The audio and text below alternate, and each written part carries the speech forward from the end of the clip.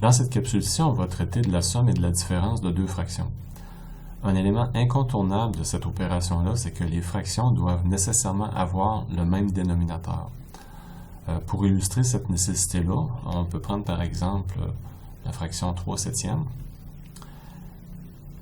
Je vais additionner ça à la fraction 5/7. Alors, dans ce cas-ci, j'ai deux fractions avec le même dénominateur. Alors, si on les additionne, on additionne simplement les numérateurs. Le dénominateur, lui, on le laisse tel quel.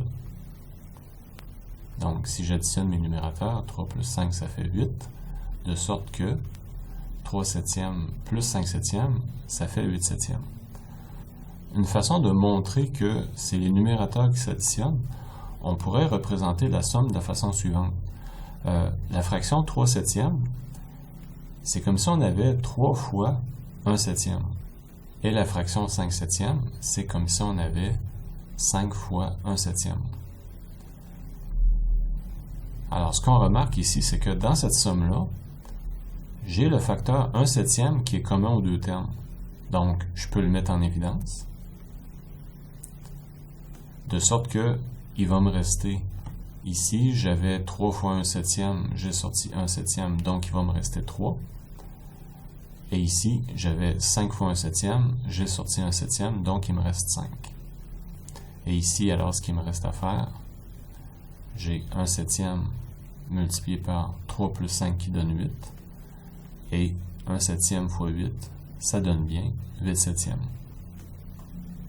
Maintenant, si les fractions n'ont pas le même dénominateur, on peut toujours exprimer les fractions sous une forme proportionnelle de façon à ce qu'elles aient le même dénominateur. Par exemple, si on a la fraction 1/4 plus la fraction 1/3. Bon, alors tout de suite on peut voir que le dénominateur n'est pas le même. Alors ce qu'on doit faire ici, c'est d'exprimer ces fractions-là sous une forme proportionnelle avec le même dénominateur. Et ce même dénominateur-là, ça va toujours être le plus petit commun multiple des dénominateurs. Et pour le déterminer, on peut utiliser la méthode très rapide et directe. Là. On va simplement énumérer les différents multiples de chacun des dénominateurs. Alors si je prends 4, les multiples c'est 4, 8, 12, 16. Et pour 3, alors ces multiples c'est 3, 6, 9, 12. Puis bon, on se rend compte que le plus petit commun multiple de 4 et 3, c'est 12. Alors 12, ça va être mon nouveau dénominateur. Alors pour pouvoir écrire mes fractions ici avec le nouveau dénominateur, pour illustrer, je vais utiliser un petit truc qui est une façon différente d'écrire la somme. Ici, si j'ai 1/4 plus 1/3, j'ai exactement la même chose si j'écris 1/4 fois 1 plus 1/3 fois 1. Alors, j'ai absolument rien changé à mon opération. J'ai multiplié par 1. Alors là, maintenant, je vais écrire mes fractions sous une forme proportionnelle. Moi, je sais que mon nouveau dénominateur, ça va être 12. Donc, je vais écrire 3 au dénominateur et 3 au numérateur, parce que 3/3, c'est la même chose que 1. Ensuite, pour 1/3, alors moi, je sais que 4 fois 3, ça donne 12.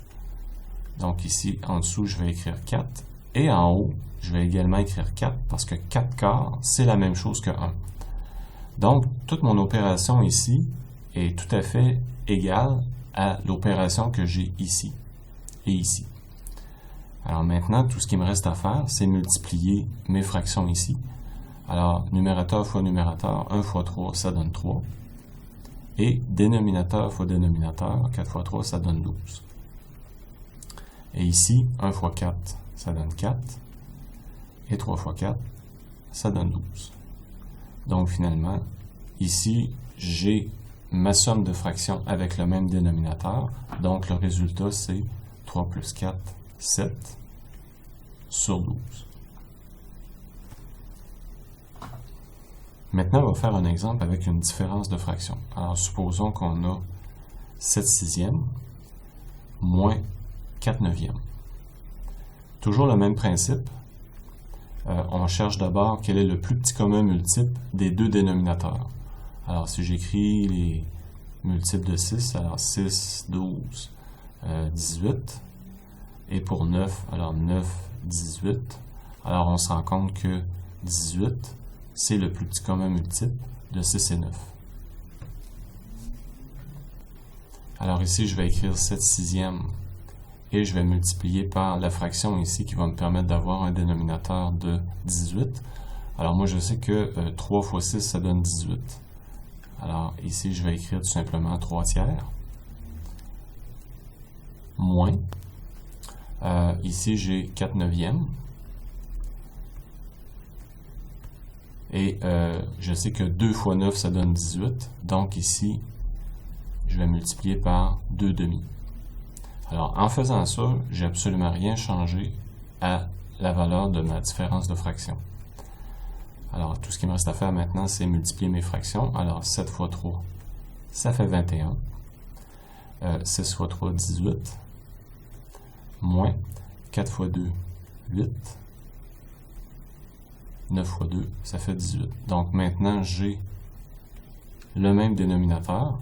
Alors, si j'ai une différence, j'ai simplement besoin de faire la différence entre mes numérateurs.